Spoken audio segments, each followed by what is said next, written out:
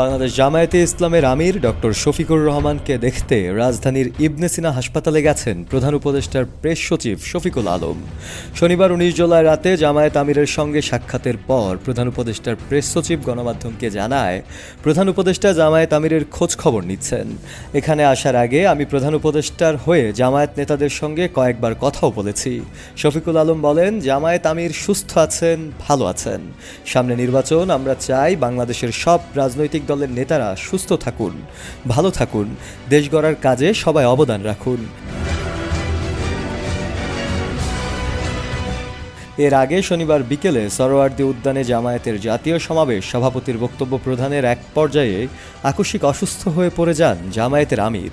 তখন মঞ্চে থাকা নেতারা তাকে ধরাধরি করে তোলেন। মিনিট খানেক অপেক্ষা করে ডক্টর শফিকুর আবার বক্তব্য শুরু করেন, কিন্তু এবারও অসুস্থ হয়ে পড়ে যান তিনি। শারীরিক অবস্থা তার জন্য খুব একটা সহায়ক ভূমিকায় কাজ করেনি। এরপরে মঞ্চে থাকা দলের নেতারা তাকে ধরে সামনে বসান। পরে না দাঁড়িয়ে মঞ্চের ওপর পা মেলে বসেই বক্তব্য দেন তিনি। এ সময় তার পাশে চিকিৎসকদেরও দেখা যায়। সে সময় তিনি বলেন, এই যে অসুস্থ হয়ে যাওয়ার পরেও বক্তব্য দিতে পারছি, সেটিও আল্লাহর ইচ্ছাতেই হয়েছে। আবার কিছুক্ষণ আগে যে অসুস্থ হয়ে গেলাম, সেটিও আল্লাহর ইচ্ছাতেই হয়েছে।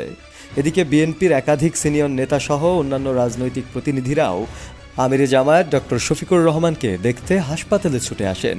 চিকিৎসক ও অন্যান্যরা আশা করছেন দ্রুতই তার শারীরিক অবস্থার উন্নতি ঘটবে এবং বর্তমানেও তিনি আশঙ্কামুক্ত রয়েছেন। শফিউল মাওলা, কালের কণ্ঠ।